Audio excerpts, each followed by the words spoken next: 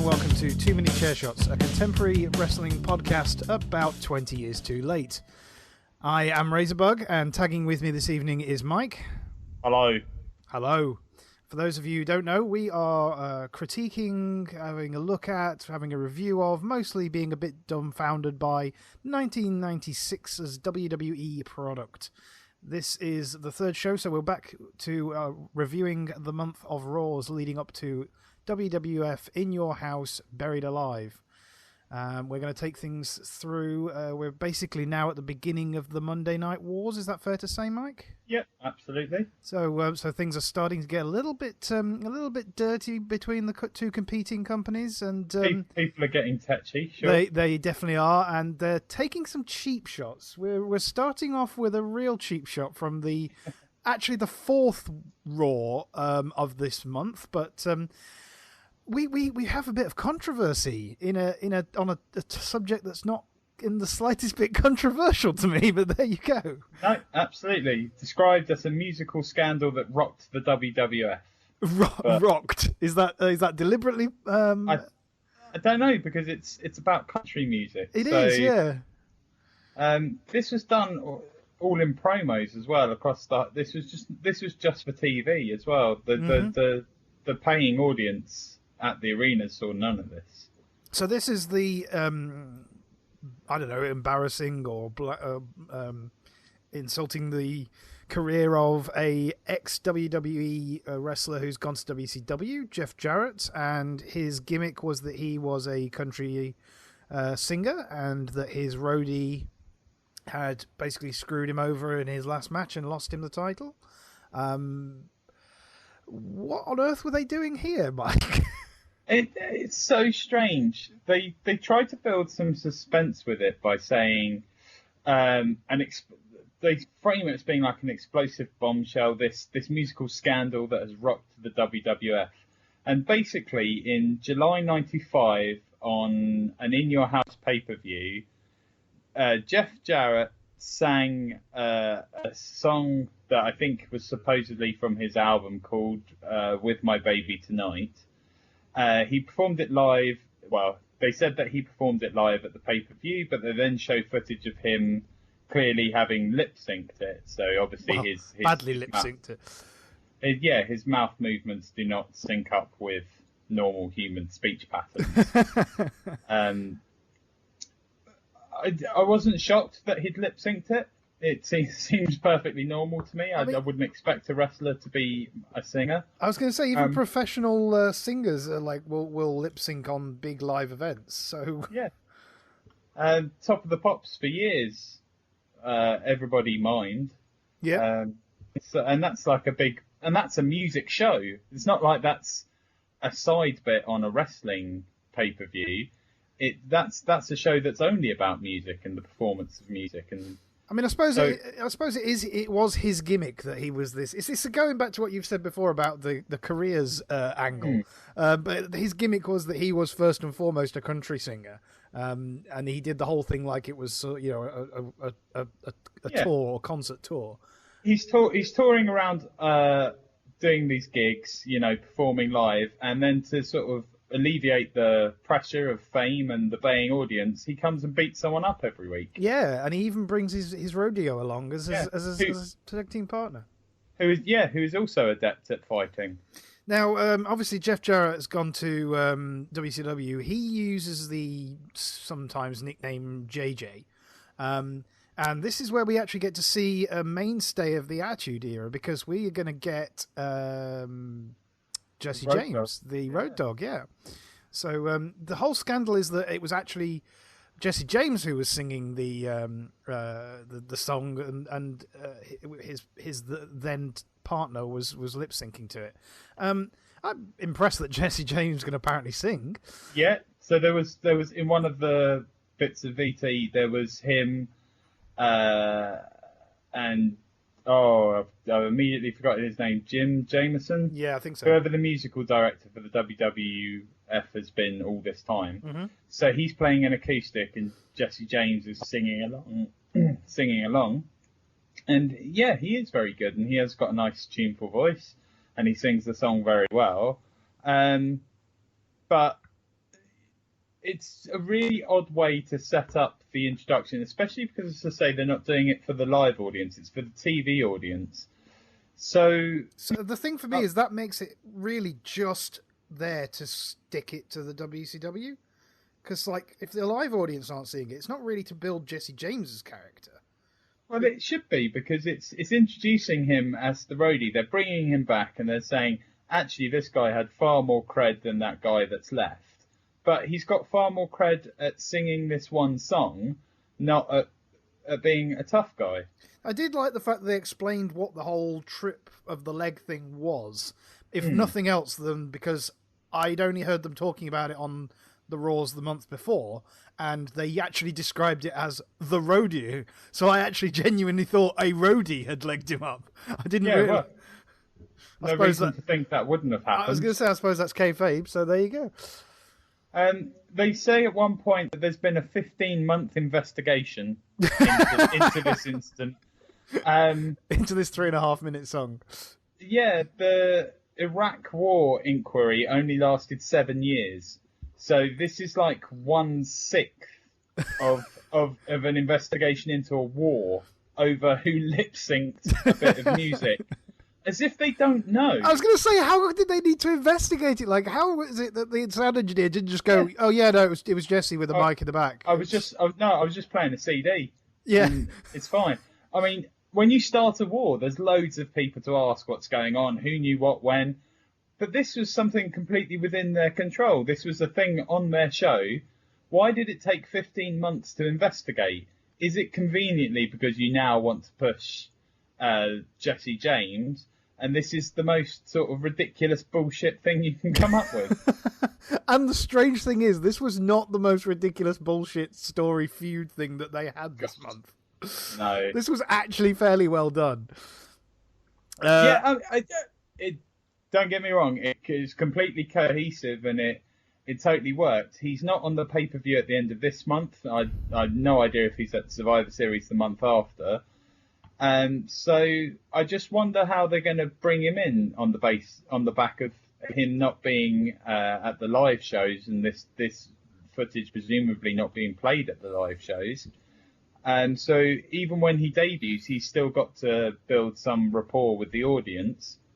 And I have no idea how they're going to do that. Badly would be my guess. Badly, yeah. Squash match, maybe? Yeah. Hit someone in the head with a guitar? Yeah. I don't recall him being a brilliant wrestler either.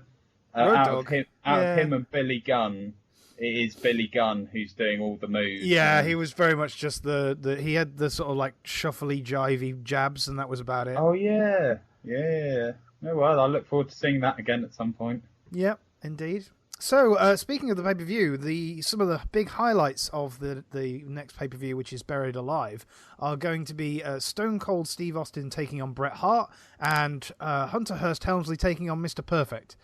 I can only assume that's the case because this is the entire story feud that's been going on ahead of the pay-per-view. At the pay-per-view, Stone Cold is scheduled to fight Triple H. I think Stone Cold is going to fight Bret at Survivor Series in sort of end of November. Okay. Because that's the story that's been going on almost since we started, is that Austin has been calling out Bret and saying, I need to know if I can beat you because I think you're the best. Meanwhile, again, another longer story has been Triple H's ladies of how do you phrase this politely, of negotiable affection, being whisked away by Mr. Perfect, who apparently has powers of mind control. Yeah, he has some perfect words that can entice ladies away from ringside. I have it in my notes. I've written it down as psychic sleaze. Yeah, that's exactly what it is. It's even sleazier mind control than sort of you imagine Paul McKenna getting up to. Ooh. I try and not imagine that. I have no evidence to suggest that Paul McKenna is anything other than a genuine, decent human being. Unlike a lot of the people portrayed in this television broadcast. So the build for Austin versus Helmsley, I thought it was going to be really good because it starts with a match where Triple H is fighting against the Stalker and Austin's on commentary.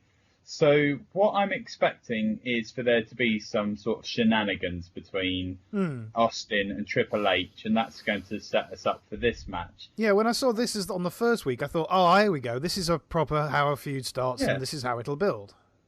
But it doesn't. So, no. All Austin talks about when he's on commentary is wanting to shit on Bret Hart. He literally says he shits on the life of Bret. It's kinky. Yeah, exactly. I was going to say there's some strange fetishism going on there. Meanwhile, Triple H is fighting the Stalker, and the Stalker's got just camo paint on his face, but it's not done very well, and it looks like he's wrestling in blackface. It really does. And it's really sort of troubling. I kept expecting him to break into inappropriate sort of song and dance routine. Minstrel show routines. Austin refers to Triple H as Hurst at some point as well. He's like, "Oh, this Hurst guy, he's great." Like, Hurst? There's three names there. Either the beginning or the end name would have worked, but yeah, Hurst. Did you notice on the first time when Stone Cold comes out to do commentary, his head is all kinds of scarred up. It's a mess. Yes. I mean, I presume he's been at a... Sorry, go on. I don't think he's got used to shaving his head properly yet. He's not gone proper bald. I wondered if he was if he'd been blading really badly at the earlier pay-per-views or something. Well, I don't think so, because he certainly wouldn't... I don't think... When he has his match at WrestleMania next year, there's a blading incident then, which was really kind of controversial at the time. So I doubt he's been blading since he came to the WWF. We haven't seen anyone get colour yet, have we? No, not at all. And I think it's kind of verboten at this point. Yeah. Vince is trying to push a family-friendly show, and that kind of spillage is going to be much more in the Attitude Era. But so in between WCW and WWF, Austin did a stint at ECW, but I don't think he even wrestled a match. He was just doing promos on how much of a dick Eric Bischoff was, and really developing that sort of attitude that Austin has, and working with Heyman to get these promos, refine his style on the mic and all of this. I think Heyman, at one point, he was probably on Austin's podcast, or he was on some other podcast, but he said he used to deliberately make Austin wait 4 or 5 hours. So they'd arranged to do it at 10 in the evening after a show, and Heyman wouldn't get to him till 3 in the morning, so that Austin would be really pissed and angry, and that would then work into the promos and everything. And he would just impro it, and Heyman would feed him bits. And right. So I don't know. This is not long after the match with Jake the Snake where he accidentally created the 316 gimmick, is it? Yes. So because Jake has come back on the back of sobering up and finding Christ. I don't know where. It always implies to me when someone finds Christ that Christ was lost. Yes, I think I never see it the other way round, that Christ was always there and somebody found him. It's that he's presumably Christ missing. was in the last place you looked. Well, you wouldn't keep looking after, or the last place you had him last, I would think. Yeah, but because Austin and Roberts then have a match in this block of Raws. And it was just an excuse for Lawler to carry on trashing him and saying he's an alcoholic, it's dirty.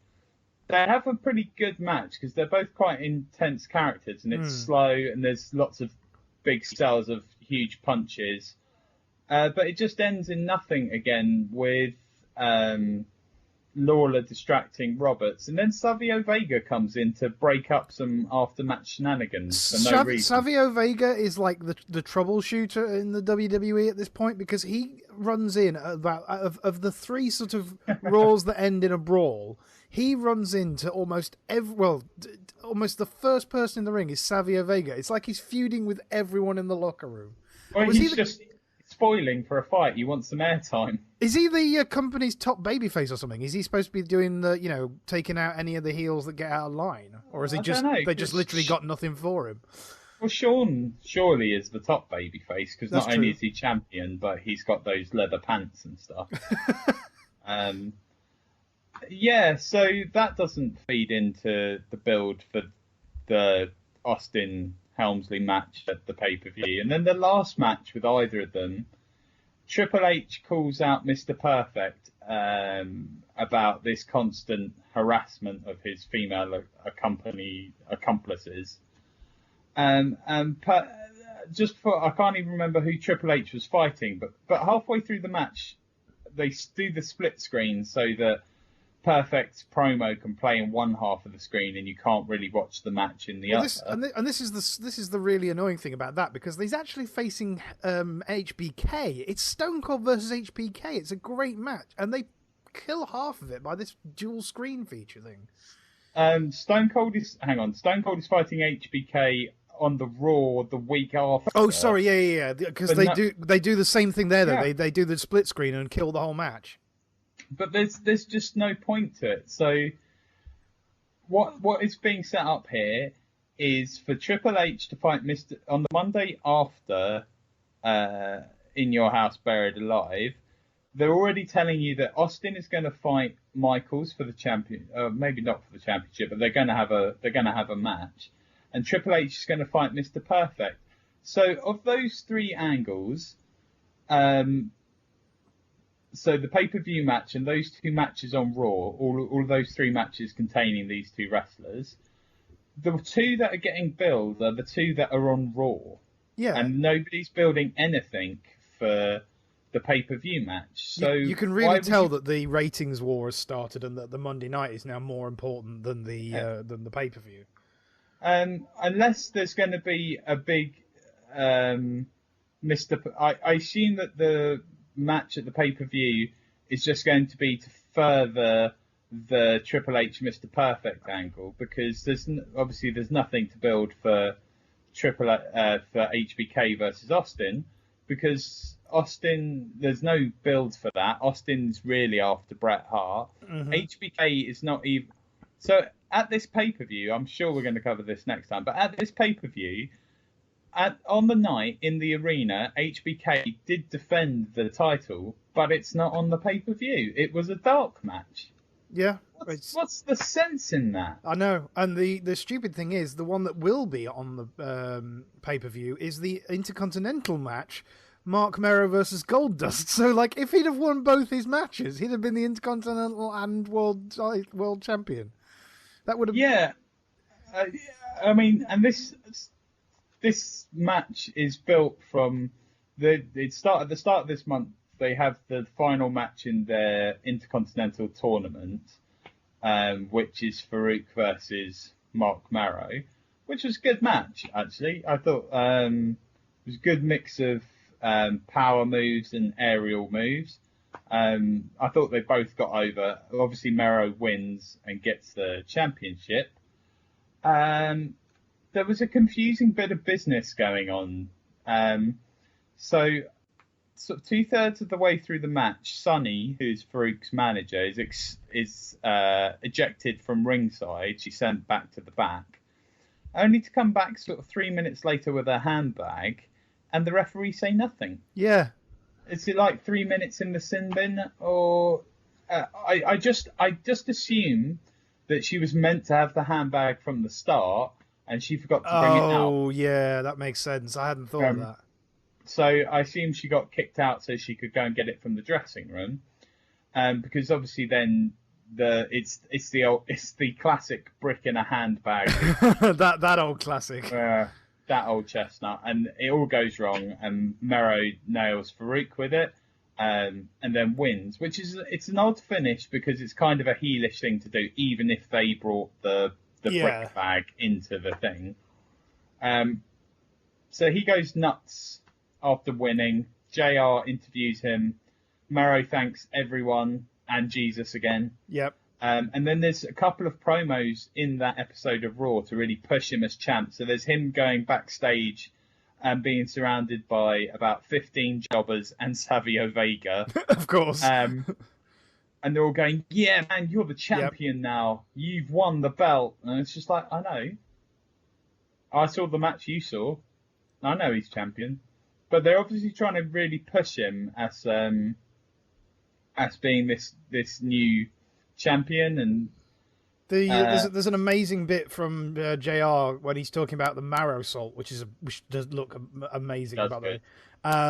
JR says you've got to be as quick as hip hop to.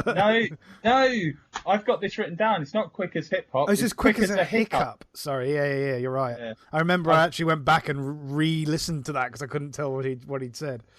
I did like that line, quick as a hiccup. I want you to know that in my notes I have spelt hiccup Hiccup, not the abomination that is Hiccouugh. I did not know there was any other way of spelling it, so I have also got UP. Yeah, I believe the hiccup spelling is the US American. Oh, I see. Right, there you go. But it just looks wrong. So I'm going to come to touch back on the build-up we were just talking about. I'm going to have a little bit of a running feature here, which is Keep It Classy WWE. So in the previous storyline build, Triple H's solution for Mr. Perfect's psychic sleaze is he handcuffs a woman to the ring. That was good. I liked it. That's not long after Jerry the King Lawler says that you'd find more cotton in the top of an aspirin bottle than on Triple H's lady. Yeah, nice. And then in the middle of this, well, not in the middle of the match, but in the middle of this build with Mark Merrow and Goldust. Oh no, actually, I think it's later on. It's in the Owen Hart British Bulldog build. They have Sunny basically hocking the Livewire show, which is their new show, by saying that she's talking on the phone to the commentary desk, which is an awful feature, by the way, and kept coming back all month. Yeah, and she's going on about how much she loves men's attention, and I'm like, oh, this is really sounding like just. Oh, it's almost like it's the mid-90s or something. Yeah, it is. Wait, no, it feels like it's the mid-80s. That's the problem. They also announced, going back to Merrow, they also announced that he's taking on Farouk at Buried Alive, which he isn't. He's taking Goldust at Buried Alive. Yeah, and then they talk about the fact that because of Vader being a number one contender and Goldust being in the mix, because he's feuding with Vader or something, HBK might end up facing either Vader or Goldust at Buried Alive, which again, no, that's not happening. They changed that the next week, and they have it as Vader versus Sid for the number one contendership to try and work it out. Presumably because when the HBK does defend the title in a dark match on the pay-per-view, it's against Goldust. Goldust does 2 matches that night. So anyone at that pay-per-view who has watched this build-up, when presented with that match, I just don't know how you would feel. Like when Goldust comes out, you're like, this guy's already had a match tonight, and I definitely don't think he's going to win because I've already been told that he's going to defend the HBK is going to defend the championship tomorrow night on Raw against Austin. Yeah, it's very strange. Merrow's first defense is against Diesel Kane, the fake Diesel, who comes out to the ring with JR. And Kevin Kelly says, I don't understand this at all. Me and you both, Kevin. And it's just a backdrop for this Diesel and Razor story, which is... The problem is, it's not even the Diesel and Razor story. It hasn't been the Diesel and Razor story, and it hasn't been the Stone Cold Bret Hart story. It's been the Jerry Lawler and the Jim Ross story. The main story build for the fake Diesel and Razor it seems to be JR supposedly shooting on how much he doesn't like the company, and then a really confusing switch up where they suddenly announce he's a vice president of something. It's like, so his promo was great, though. It was very good, yeah. It was absolutely excellent. It's easily the best promo we've seen since we started. And quite candid as well. I mean, this is the first time he talks about his Bell's palsy and stuff. Yeah, absolutely. And having been dismissed. It got over a whole host of things. So Vince is being not a straight player and having a dual role backstage and front of house. That JR has grievances against the company and against Vince. And and then they cut him off to take a break as well, because he's supposed to be bringing out the bad guy Razor Ramon. But he starts with this sort of rant, and then it just got so confusing. I don't know if this is me overthinking it, but I got really confused. Well, I don't think it helps that the whole thing descended into basically an argument of semantics as to JR had never said Scott Hall. Yeah. So, but even before that point, because that's when he's arguing with Gorilla Monsoon. But even before that point, so JR's really pissed off with the company. They haven't treated him well. He's only come to do his best. He's only loyal to JR. So why has he signed these two big stars? Also, why is he, if he's been fired by the company twice, they don't, obviously, they don't have a great working relationship with him. Why has he been made a giant, vice president of something? He's vice president of administration or something. Yeah, it is a ridiculous title. Yeah, it's like being vice president of cleaning. They've been the whole time bigging up this whole thing that Gorilla Monsoon's going to have a word with him, and then Vince McMahon's going to have a word with him, and then on the fourth night he basically literally says Vince and Gorilla Monsoon can't do anything to me. I outrank them. No, he says he can't be fired. He's got an airtight contract. So what was the point of having the previous 2 weeks of him being right on a knife edge? But when there's at one point during it's Razor versus Savio Vega again. Yeah, and so you've got Kevin Kelly and Lawler in the middle, and then on either end you've got Monsoon and JR. And there's just some mad bants going on between JR and Gorilla Monsoon, to the point where the king has to be the quiet voice of reason, saying they did probably have a meeting in their offices rather than airing this all in public. This from a man who, rather than settle his differences with Jake, will just spit alcohol in his face. I really hoped that it was going to lead to a JR versus Gorilla Monsoon match. I mean, if we had Cornette versus Jose Lothario, why can we not have that? And then they start trashing Doink the clown as well. What's with that? Yeah, leave Doink out of this. What's he done? He's got a hard life running that clown business and turning up for all of these wrestling matches. Well, yeah. You've got one job, don't play JR. themselves. He's got two. Well, no, technically JR's got two, because he's now, just like Vince, is a commentator and a key player backstage. I guess so. Yes, very strange. So when they're arguing about, I never said Kevin Nash and Scott Hall were coming back, I said Diesel and Razor, and they get into how delectably delicious these hunky athletes are. And I just couldn't help but wonder if this is some sort of attempt at a philosophical sort of exploration on the nature of identity. Are they saying that we all wear masks, and that some of these masks, when they're made by other people and we change ourselves to fit them, or that the masks are interchangeable, or the masks that we wear are sort of simulacra? What would Baudrillard say? Ironically, stop interrupting me. I do apologise. No, I give up. Ironically, Kane will come out with a mask. He will.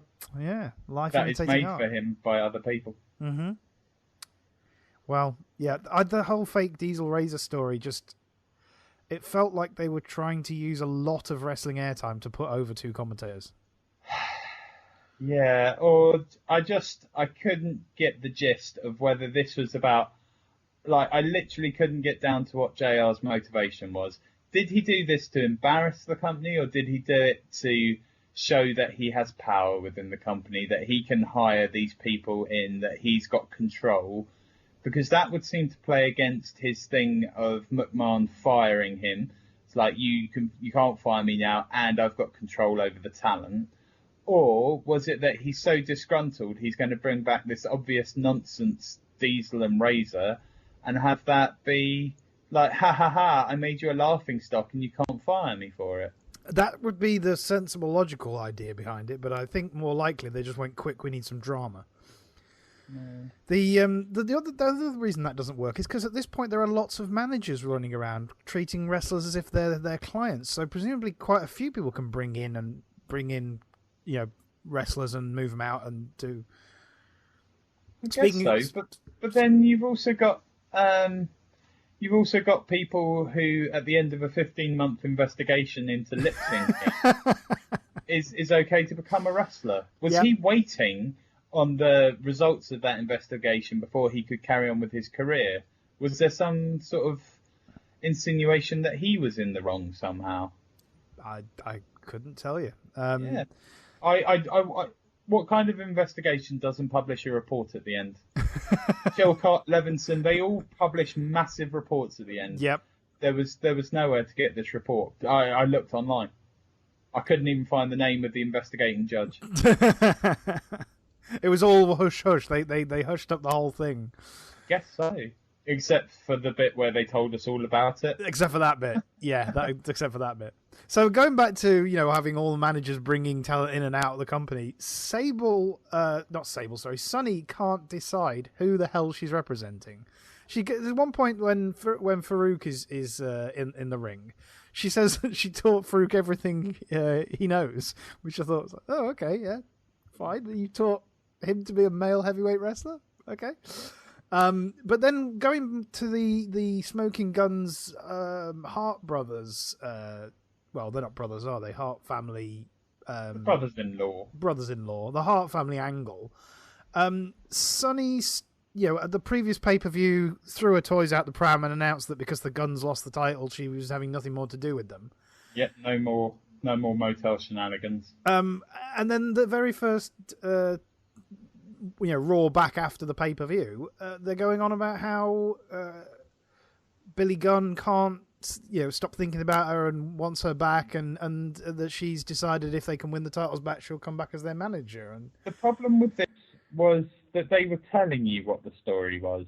There was nothing about Billy Gunn being infatuated. There was nothing about his performance in the ring that showed that infatuation. There wasn't a promo to let us know that that's how he felt. You were just being told he's infatuated with her. It's affecting his performance. And then later it comes up, well, if they win, maybe I'll take them back. But I just didn't get the point.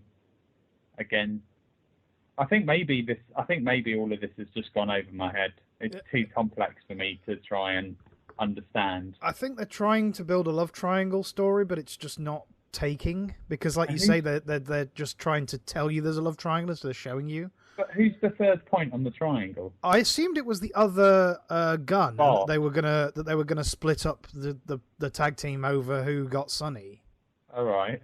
I don't know though. I'm just guessing here because I'm deliberately not reading ahead on that one because I want to see what they do. I'm not reading ahead on any of it because it would just depress me. So, there was. I think the Hearts only had one match out of all of these. Yeah, which was it was versus a group called Skip and Zip. I don't think that they against the Body Donners. Yeah. That was their only match all month. So there was nothing to build it up against the Guns, because that's who they'll be defending against at the pay-per-view. All that match was really for, because obviously they pretty much squished the Body Gunners. It's to get over the idea that Clarence Mason is their new manager, like anyone gave a shit. And apparently he stole them off of Coronet while Coronet was rehabbing in hospital after his match or something. A Coronet is something else. I think you mean Jim Cornette. Cornette, sorry, yes, Cornette. Jim Cornetto. Jim Cornetto, yes. With his tennis racket. That match with the Body Donners and the Smoking Guns, Clarence is on commentary, and he's just babbling throughout it. And he's looked up a few legal words in the dictionary, but he seems to have, even I, with zero legal training, know what the difference between slander and libel is, and he doesn't. Route one, if you're going to use these terms, at least use them correctly, because that's, when the stalker comes out, he comes out in camo. He has promos shot in swamps where he's hunting stuff. Get the I mean, if he came out in like a tutu, that wouldn't work. So why do they let Clarence Mason come out with the incorrect language costume and just hope that nobody notices? Well, I noticed. There you go. Obviously they couldn't put one past you, Mike. And Taz was at ringside. I was going to say, so yeah, ECW showed up again. Obviously their security is quite lax these days. Yeah. Well, I assume he bought a ticket. The interesting thing here is Owen Hart and British Bulldog. We talked last week about the fact that they are being portrayed as slightly heely because of the whole Bret Hart thing. In the only match where we actually get to see no, not the only match where we get to see the guns. The last match where we get to see the guns. Billy yells at the crowd and shouts for them to shut up, which is a fairly standard heel tactic. They get booed when they win, and so I'm like, well, so this is what? Heel versus heel? And booed not because the Body Donners are massively over. No. They're booed because they're being badly behaved, not because they've beaten the good guys. No. Nobody cares about the Body Donners. Well, it's also the Rockers that are face at one point and get booed after they win that one. It's very confusing. I think Hart was supposed to be... Sorry, not Hart. Billy was supposed to be yelling at the crowd because they were saying that he fancied Sonny, but that they weren't at the time, so... I don't know. Because how would they know? Because they're not listening to the commentary that's telling you what's going on. That's quite true, yeah. If he cut a promo in the ring, that would make sense, but he didn't, so it doesn't. Yeah. Which is as much... Yeah. It's a running theme, I feel. Yeah. So one of the... Sorry, go on. So yeah, I was just going to say,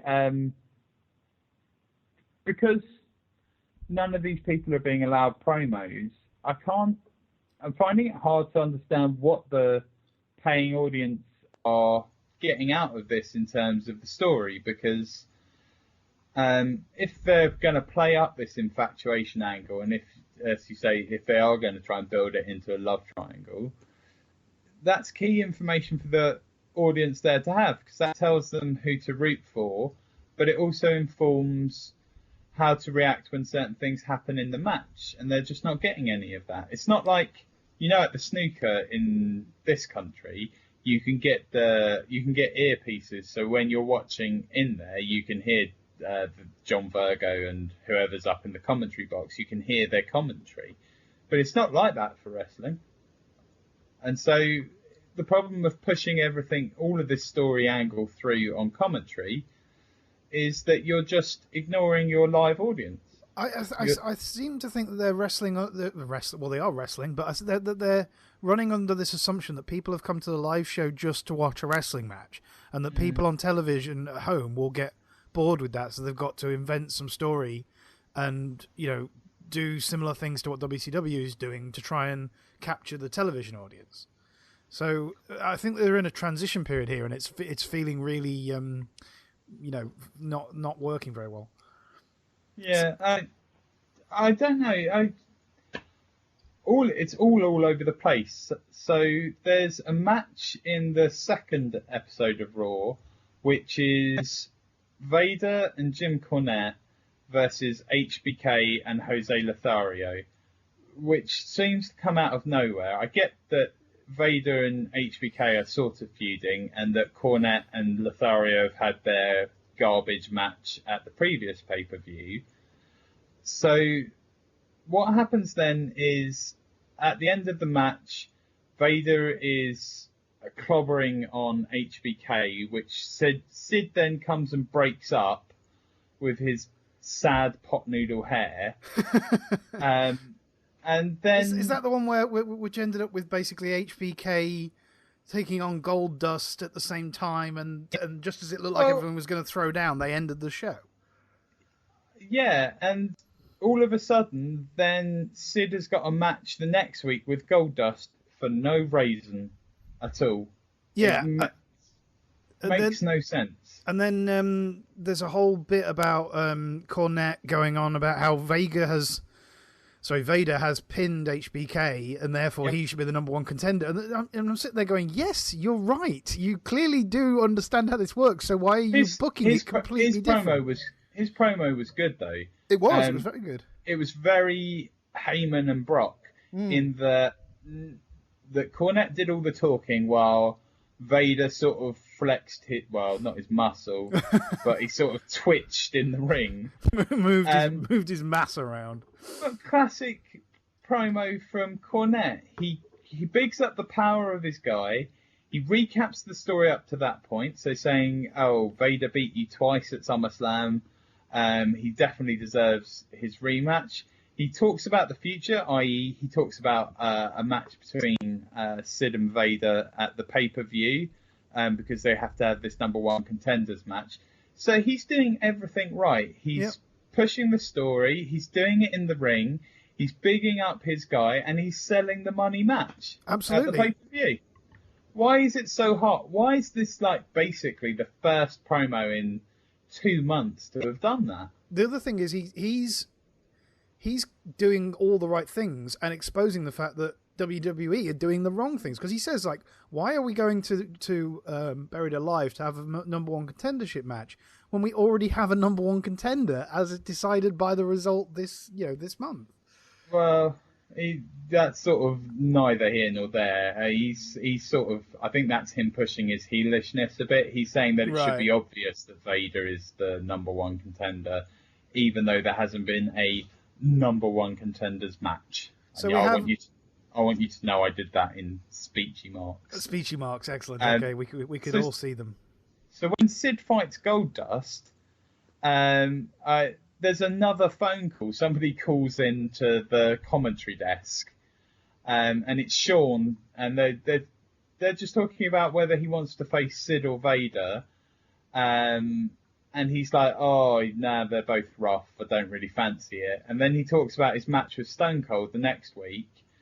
He does his classic thing of saying that he doesn't know how he's going to deal with Stone Cold because he's thick and he doesn't have a brain. It's like, what are you doing?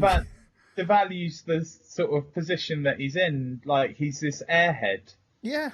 He is literally this boy toy. But obviously, he's obviously this very technical athlete. He must have spent a lot of time working and thinking about it. It's not like he has an inherent talent for being able to do the things that he does. He has to work on his athleticism and he has to work on his moveset. So because he did this he said he had a repetitious thing. He said before his match with Mankind that all of the mind games that Mankind had played, which he hadn't, weren't going to work because Sean didn't have a mind. And he does sort of the same thing again. He says, oh, they can try and sort of psych me out, but I haven't got a psyche. I'm like, you have got a psyche. Yes. Demonstrably do have. And then again, so this match had that in it. It had this phone call from Sean. But then Jim Cornette comes out in the last 90 seconds, which completely telegraphed that there was going to be post-match scuffling. There was a dreadful... so he's fighting Goldust in this match, and there's a dreadful atomic drop that Sid does to Goldust. And other than Sid holding on to Goldust's waist, there's no contact between the two of them. Yeah, I remember seeing that. And then when Vader inevitably comes out at the end of the match, and they're having some scuffles, Sid no-sells a Vader bomb. Huge no-sell. Completely just straight back up again. Yeah, and then massively oversells mental illness. He's like, his face goes humongous, and he's like, da, da, da, da. He does the Hogan finger wave. Like, Did you pick up on the whole theme of extremely polite run-ins that was going on this month, by the way? So Vader waits until Sid has won the match before running in, and then the two of them just basically don't have any contact and slide out. And then the next week, Vader actually does come down Sid actually does come down in time to be in the middle of the match and actually influence it. But instead of costing Vader the win, because that would, build the feud, it gives Finn the upper hand for 30 seconds, and then Vader wins anyway, so the whole Sid thing didn't matter. Like, it's not like Sid went back and was like, oh, my first distraction didn't work, I better make sure he loses. He just politely walks back. Yeah. Oh, I've had enough of this. Yeah. I'm going off to have a Bovril or something, or some Ovaltine. In terms of, like, so there was... What's annoying is that Sid didn't get a promo, because I think he's good on the mic, and he does... It's strange, like we've said before, that he has these sort of heelish elements to his character, like that he's mental. He thinks he's the ruler of the universe. He does this sort of angry kind of whispering, which I really like. I think that's really good. But he's completely over. When he comes out for this match, he's doing like the one arm straight out for fist bump stuff and screaming at members of the audience and like trashing them. And it's crazy. But then the other thing that I really liked this month was the build. So Undertaker and Mankind have the headline match at the pay-per-view. They have the Buried Alive match. Yeah. And that whole build this month was done through promos. And what was great is that they were basically matching promos. Yeah, it was fantastic. It was noticeably shot on film rather than on tape, so it looked much nicer. It was shot in low light, so there was real atmosphere. It's not like at the time in horror and in all sorts of things, I never really realised how spoilt we were by having real darkness in films and things. But now I realise when you watch a modern horror film, there's nothing darker than sort of light blue. And you can see everything and there's no mystery to it. So to watch this, I mean, obviously to a degree, all of this makes me nostalgic. But just watching there's a low amount of light and the scene disappeared. That I couldn't tell you whether they did it on set or whether they did it on location. That's how good it was. Because there was enough light that you could see what was going on. You could see either of them digging holes in the ground, or you could see a little bit into the distance, but then you couldn't see any further. So it was left to your imagination to see whether he was in like a huge cemetery or whether he was just on a set. And yeah, it's just back and forth through the month. Digging holes, saying that they're gonna bury each other, obviously. Mankind sold the thing you mentioned last week about the whole magic trick thing by basically like Mankind's totally losing his mind trying to figure out how he got in the coffin. Exactly. It's just brilliant stuff. Yeah, and they're quite short promos. I mean, noticeably, obviously Raw is an hour at this point, so promos, there's no sort of opening 20-minute promo. But I think, especially in this set, it works much better. It's succinct. There's a real efficiency of language. They're completely selling the money match, which is going to be at the pay-per-view. I could have done without being constantly reminded that this was an unsanctioned match. You have sanctioned it. It's at your pay-per-view. You keep telling us you're going to build an actual cemetery there. So you have, you can say that it's unsanctioned, but you've put quite a lot of administrative effort into it and a lot of money, preparation and commitment of your crew towards this match. You've sanctioned it. They were using this again to build the whole JR versus Vince McMahon thing, because JR kept saying like, oh, trust Vince McMahon to make an unsanctioned match. I'm like, can we keep this one feud? Can we keep that out of that feud? It's becoming his... over this month, I don't know if there's going to be a payoff to it either, but it is becoming his sort of... They obviously think that the Lawler Jake the Snake thing is a real winner to abuse somebody who has overcome alcoholism. That's a worthy thing. So they obviously think that JR needs to feud with someone, and so they're just saying, oh, feud with Vince, because like you can't feud with Kevin Kelly because that's like feuding with dust, or like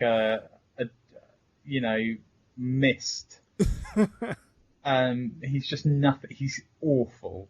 He's got nothing to add at all. He doesn't know any moves. He doesn't know any jokes. Yeah, so they obviously just think that Kevin Kelly should be this kind of quiet voice of reason, and then these two. It's basically the wrestling version of those two old Muppets that complained about everything, Stadler and Waldorf.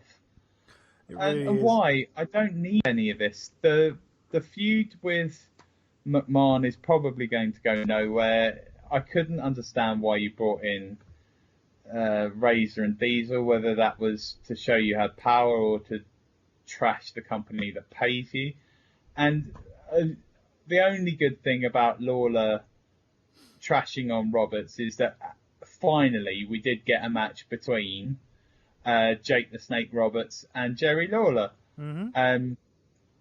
So Lawler's out in the ring doing his stand-up comedian shtick about just drunk jokes and just replacing the normal person in the joke with Jake the Snake Roberts.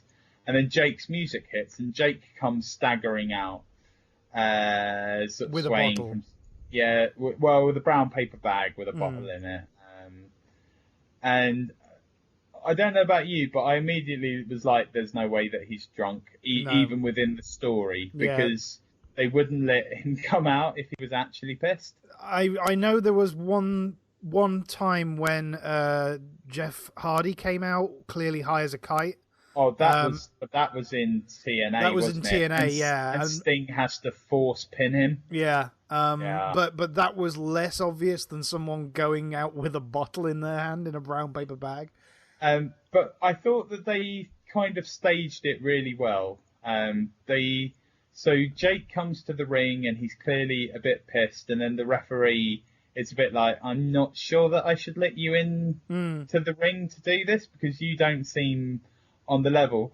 And then while he's talking to the ref, Gorilla Monsoon comes out and they have a little sort of tete-a-tete in the corner where Jake so there's like four people head to head, and it's Jake and the referee and Gorilla and the cameraman. So not only do they stage it so that at least half of the audience can see that Jake is fine, but also so that we at home are fine. And Jake portrays that so well. It's like old school pantomime. Really see what he's trying to show. That's what was great. I'd say that was what was great about Jake, as if he's dead, but he's not. He was completely capable, and he does have this. I think I said when we were talking about Sid last time, he never really had to shout. I mean, it's all right if you're Hogan and you're shouting about the prayers, brother, and taking your vitamins and all of this stuff, and that's fine. And the Warrior, there's the same shouting about the little warriors, but there is something really heelish about quietly whispering and just being really certain and sure about what you're going to do. And he does it really well. Sid does it really well. It's the sort of thing that Bray Wyatt can't really do. Yeah. It's the other thing is that Taker was doing it really well in these VTs because they had him sort of like almost dueling. They would sort of as if they've just missed each other. Taker was always sort of very quiet and menacing compared to Mankind's quite sort of, crazy and shrill. Yeah. It seems to be something that, the real big names had this skill. Yeah. I mean, I wonder, given that the things that we've picked up as being good promos, not good promos, but good bits. So there's this bit of business with Jake, Lawler, and Monsoon, Undertaker and Mankind, and Jim Cornette with Vader. Mm-hmm. These people are all sort of industry stalwarts.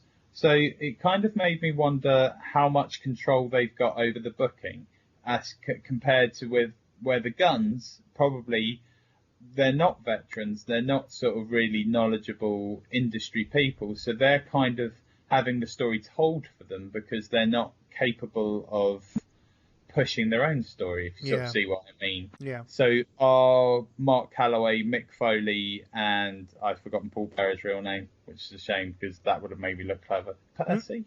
I think his name's Percy. I think it is, yeah. So those three all really know their stuff when it comes to the industry. So I wonder if they're given more leeway and more creative freedom, because they'll do something equally good, if not better, than what Vince and Pat are writing for them. Yeah. Whereas the the less experienced people aren't putting that across because they don't have the confidence, or they're not going to be given the opportunity to do it. I wonder if it's also the job security, like Mankind, Undertaker, etc. know that they're not going to get in trouble if they go off book, and so they can just, if they decide to do things in a slightly different way, do it. And they both have such faith in Paul Bearer, they know that he'll just jump in and play along wherever they go with things. Yeah, I think by this point, the fact that Undertaker and the WWE have committed to this, what is going to be a long-running angle with Mankind, obviously that shows some faith in his ability to carry matches, carry promos, sell merchandise. So I'd imagine he does have a bit more job security at this point than maybe he did at WCW. Yeah. But that was most of this month, really. There was some good bits again, but overall it's just a mire of confusion. I mean, there was. I would argue that Sid and Vader had some sort of build, or at least they didn't have anti-build. Because for me, the Triple H Stone Cold thing, it felt like they had anti-build, like they were building anything but the match that was happening at Buried Alive. It felt almost like they were hoping to get Bret Hart back. He wouldn't negotiate his contract, so they ended up having to go, oh, quick, put Stone Cold against somebody else at Buried Alive. I mean, Stone Cold has got two angles that got pushed more than this pay-per-view one. Yeah. So his ongoing feud with Bret and this match with HBK both got way more of a look in than this match that's going to be on the pay-per-view, which is really strange because on paper to us from this point of view, that looks like a match that you'd really want to see. I've got no doubt they're going to probably put in a pretty decent match. Yeah, absolutely. But it's just going to be... like I say, I think it's going to be about pushing the Mr. Perfect angle for nothing. But Mr. Perfect at this point isn't going to wrestle anymore, is he? I thought he had to retire or something. Well, yeah, he dropped the belt to Bret because he'd had serious knee or back problems, and has been sort of behind the desk since then. But if they then... So this match is scheduled for the Monday after Buried Alive. So if they are not going to do it, that's even worse. They've built all of this sort of they've built all month towards this. The past 2 months they've built towards Triple H fighting Mr. Perfect. If they do a swerve at the end where it's not Mr. Perfect and they bring out somebody else, fake Diesel or somebody, Mr. Almost Perfect. Yeah. So, just on that point, like, A, where does Triple H get us endless supply of girls from? B, where is Mr. Perfect taking them? Like, there's just like got a room somewhere with lots of women just sort of making small talk and a bit confused as to how they got here and what. We'll have a conversation off mic. I think it's about time you understood some things about adult life and. You can sit on my knee and I'll explain all about the birds and the bees and how they're involved with Triple H and Mr. Perfect and their win. Wait, Triple H and Mr. Perfect have got birds and the bees going on? That's a different... Oh, I'm so surprised the WWE has never had a tag team called like Bird and Bee. Oh, dear Vince, where's my keyboard? Dear Vince, I've got a great idea for a tag team. Oh, come on, we've had Fandango and what's his name. They've been ridiculous enough. Well, bring back Val Venus to be one of them, definitely. Yeah, definitely. Oh, speaking of which, we got to, because we saw the Rockers, we got to see Al Snow again. Yeah, absolutely. Yeah. Jobbing out with Marty Jannetty. Yeah. Didn't take any chair shots this week, I don't think. No, and just wasn't... I mean, by this point, Marty's looking a bit sort of... I mean, like, fake Razor's clearly got the mumps, but Marty's looking a bit... a bit. Fake Razor really did not look healthy. He does. He literally looks like he's retaining some sort of fluid everywhere.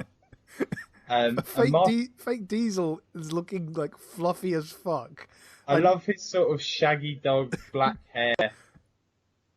It does look ridiculous. Yeah, no wonder he had to have a rug when he becomes Kane, because like his hair, because that's his natural hair, obviously. Yeah, it just looks daft. Oh, while we're on the subject, why the hell did Razel and Diesel run into the Vader HBK Sid thing right at the last Raw? It's like, and didn't Savio Vegas get involved in that as well?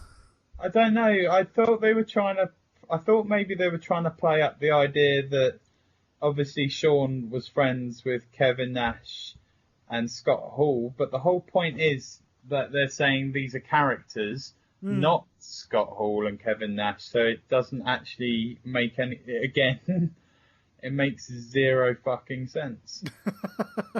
It's going to be the new pay-per-view. WWF in your house, it makes no fucking sense. Yeah. WWF WTF.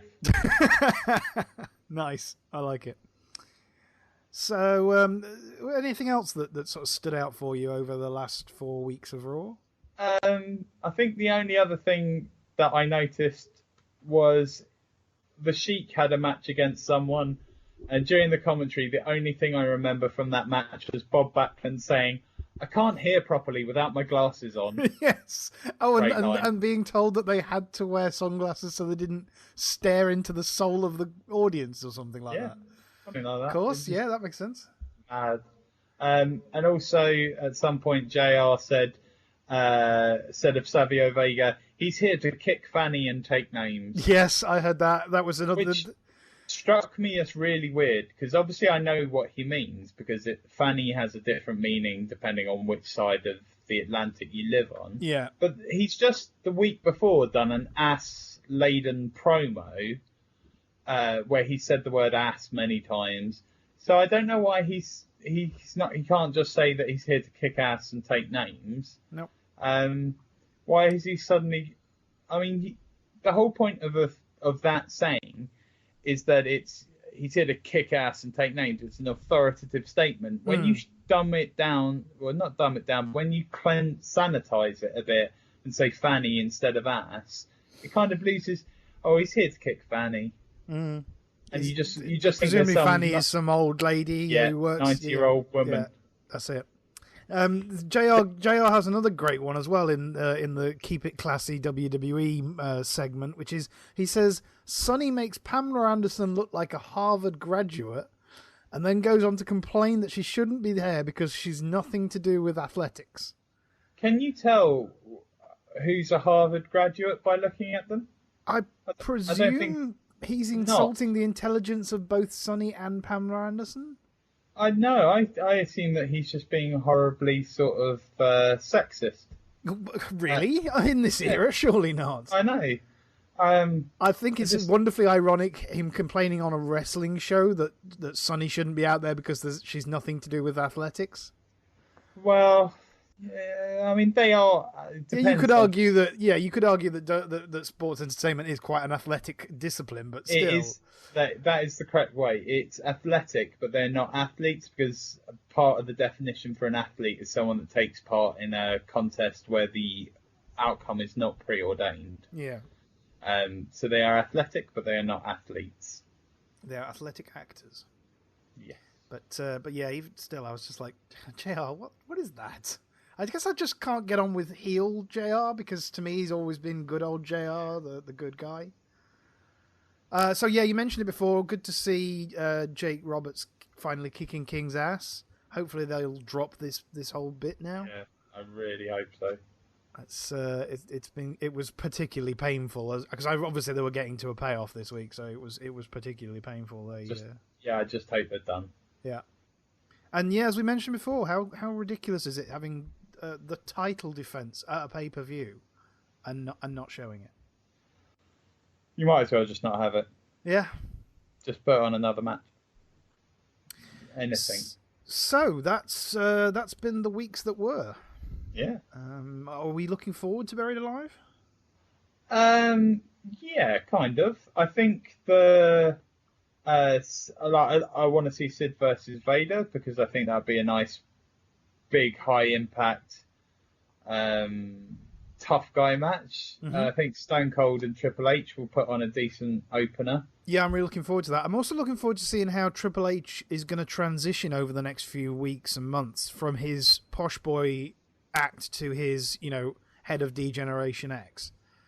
That's going to take, I think that's going to take a bit longer. That might take about a year or so. Yeah.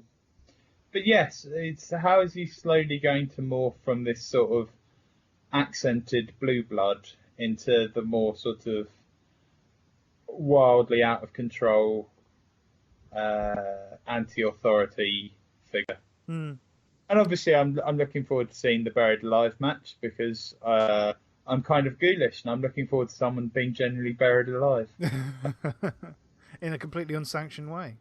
Absolutely. I'm fascinated by the description that they're actually going to build a cemetery in the. I just thought they were going to do the whole, glorified casket match or something like that. I feel that they are overselling it. My feeling is it will be just a mound. Right, fair enough. They're not going to dig up. They're not going to go down to the nearest hospital and get a few cadavers and actually bury them in the sod. I think it will just be a mound and a pile of dirt, and that headstone that they've had on the walkway every week that people have had to walk around. It looked like they were going to fall over it every time, yeah. But that at least was selling the pay-per-view. It was a nice way of reminding you that this pay-per-view with this Buried Alive match was coming, but then you never heard the end of it really. No. On the commentary either. So no, but at least in this pay-per-view, people might actually be buried alive. Yes, well, the match has to end that way. So it's unlike Mind Games where there's not a commitment to having some Mind Games. Somebody will be buried alive.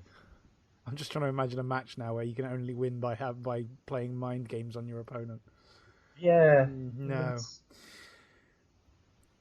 So next week, or not next week, next 2 weeks, I should say, we'll be back with the actual Buried Alive pay-per-view. Yeah. And we'll see where all these storylines culminate, or if they culminate at all, in fact. And, nope.